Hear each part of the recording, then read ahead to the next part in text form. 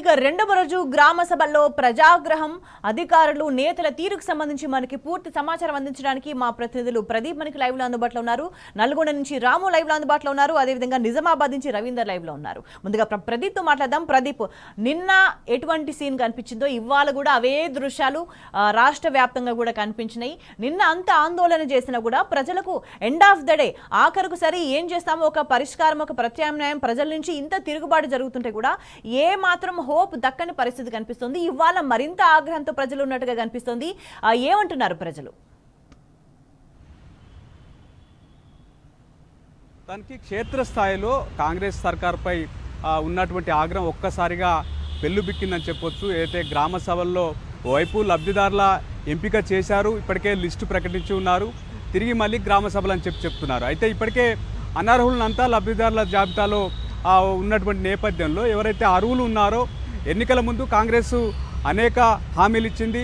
6 గ్యారంటీలు, 420 హామీలకు సంబంధించి వీటి అమలు ఎప్పుడా అని చెప్పి ప్రజలంతా ఎంతో ఆసక్తిగా ఎదురు చూస్తూ ఉన్నారు. అయితే మాకు లబ్ధి చేకూరుతుందని భావించినటువంటి నిజమైన అర్హులు ఎవరైతే ఉన్నారో తీరా లబ్ధిదారుల ఎంపికలో లిస్టులో తమ పేరు లేకపోవడంతో కాంగ్రెస్ ప్రభుత్వం పైన, ముఖ్యంగా అక్కడ స్థానికంగా ఉన్నటువంటి ఎమ్మెల్యేల పైన తీవ్ర ఆగ్రహంతో ఉన్నారు. ఆగ్రహం అంతా ఒక్కసారిగా నిన్నటి గ్రామ సభలో తేటతెల్లమైంది. మరోసారి ఈరోజు కూడా అయితే వరుసగా నిరసనలు అయితే జరుగుతున్నటువంటి పరిస్థితి. గ్రామ సభలు కాకుండా పోలీసుల పహారాల నడమ గ్రామ సభలు నిర్వహించాల్సిన దుస్థితి అయితే ఏర్పడింది. ఆ రకంగా ఎక్కడికక్కడ అయితే ప్రజలు, ముఖ్యంగా లబ్ధిదారులు అధికారులను నిలదీస్తున్నటువంటి పరిస్థితి అయితే మనం చూస్తూ ఉన్నాం.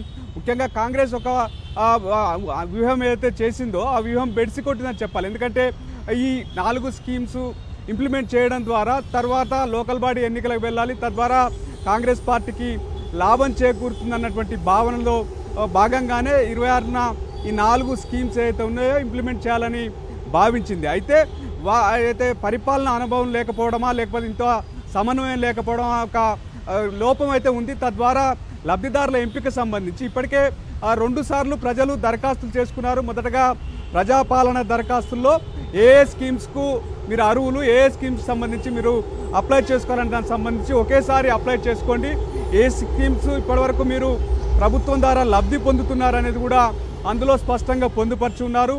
ఆ ప్రజాపాలన దరఖాస్తుకు సంబంధించి కూడా ఆన్లైన్ ప్రక్రియ కూడా అధికారులు చేసి ఉన్నారు. ఆ డేటా అంతా అందుబాటులో ఉంది. మరోవైపు అయితే కులగణనకు సంబంధించినటువంటి సర్వే కూడా చేసి ఉన్నారు. ఆ నేపథ్యంలో కూడా కొన్ని స్కీమ్స్ సంబంధించినటువంటి అప్లికేషన్స్ అయితే తీసుకొని ఉన్నారు. తద్వారా ఇప్పటికే 2 సార్లు సర్వే అయింది, దరఖాస్తులు అయినాయి.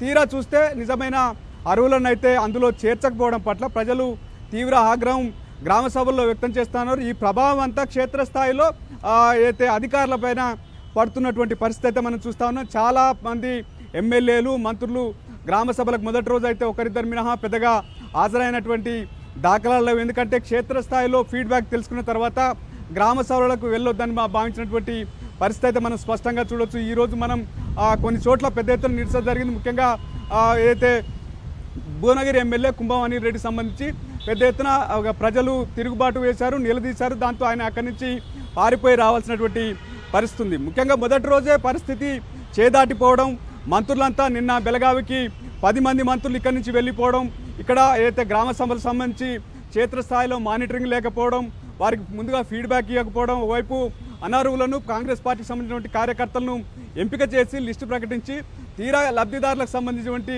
మళ్ళీ దరఖాస్తు చేసుకొని చెప్పడం పట్ల ఎవరైతే అర్హులు, నిజమైన అర్హులు ఎవరైతే ఉన్నారో వారంతా పెద్ద ఎత్తున నిరసన వ్యక్తం చేశారు. పరిస్థితి చేదాటిపోవడంతో రాత్రి దాదాపు 6-7 మంత్రులు వీడియో కాన్ఫరెన్స్ నిర్వహించారు కలెక్టర్లతో. ఈరోజు సివిల్ సప్లై శాఖ మంత్రి ఉత్తమ్ కుమార్ రెడ్డి, కాంగ్రెస్ సంబంధించినటువంటి అయితే ఎమ్మెల్యేలు, ఎమ్మెల్సీలు, ఇతర ప్రజాప్రతినిధులతో ఏదైతే జూమ్ మీటింగ్ కూడా నిర్వహించబోతున్నారు. క్షేత్రస్థాయి పరిస్థితి అయితే చేదాటిపోయింది. కాంగ్రెస్ అనుకున్నది ఒకటి, క్షేత్రస్థాయిలో జరుగుతున్నది ఒకటి.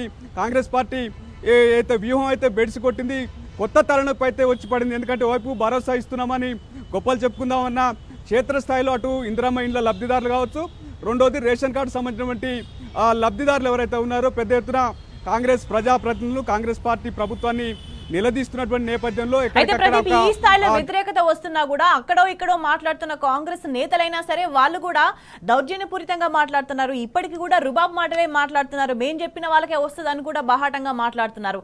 అంటే ఇంత ఆగ్రహాన్ని చవి చూసిన తర్వాత కూడా కాంగ్రెస్ నేతల వైఖరిని ఎట్లా అర్థం చేసుకోవాలి? అయితే ఒక అంత పెద్ద ఎత్తున ప్రజల నుంచి నిరసన వ్యక్తమవుతుండడంతో వాళ్ళు అసహనంతో ఆ మాటలు మాట్లాడుతున్నారు అనేది కొద్దిమంది సొంత పార్టీకి సంబంధించినటువంటి నేతలు మాట్లాడుతున్నటువంటి పరిస్థితి. ఈ ఓవరాల్గా జరుగుతున్నటువంటి సిచ్యువేషన్ను ఏ రకంగా క్షేత్రస్థాయిలోకి వెళ్ళాలి, ప్రజల నుంచి వచ్చినటువంటి ఆగ్రహాన్ని ఏ రకంగా కంట్రోల్ చేయాలి, ఏ రకంగా దీనికి సంబంధించి ఏదైతే డ్యామేజ్ అయినటువంటి అంశాన్ని ఏ రకంగా దాన్ని కొద్దిగా సెట్ చేసుకోవాలనే దానికి సంబంధించి జూమ్ మీటింగ్ అయితే 8 గంటలకు నిర్వహిస్తూ ఉన్నారు. ఈ జూమ్ మీటింగ్లో వారికి ఒక గైడ్ లైన్స్ ఇవ్వబోతా ఉన్నారు. ఇప్పటికే లిస్టు ఎలా వచ్చిందనే దానికి సంబంధించి సీఎంఓ అధికారులు సైతం ఆ సివిల్ సప్లై అధికారులను గట్టిగానే మందలించి ఉన్నటువంటి చర్చ అయితే జరుగుతూ ఉంది. ఓవైపు పరిపాలనకు సంబంధించినటువంటి గ్రిప్ లేకపోవడం వల్ల, సమన్వయం లేకపోవడం వల్ల ఓవైపు లిస్ట్ ఇచ్చారు, మరోవైపు మళ్ళీ దరఖాస్తులు అంటూ కొత్త దరఖాస్తు ఫారాన్ని అయితే మళ్ళీ ప్రభుత్వం విడుదల చేసినటువంటి పరిస్థితి అయితే చూస్తూ ఉన్నాం. ఏదైతే దానికి సంబంధించి 14 ప్రశ్నలు ఏదైతే కొత్త దరఖాస్తులో పొందుపరిచి ఉన్నారు, మళ్ళీ గ్రామ సభలో దరఖాస్తులు తీసుకుంటామని చెప్తున్నటువంటి పరిస్థితి. ఇప్పటికే చాలాసార్లు దరఖాస్తులు తీసుకున్నారు. ఇప్పటికే ఒక చర్చ జరుగుతూ ఉంది.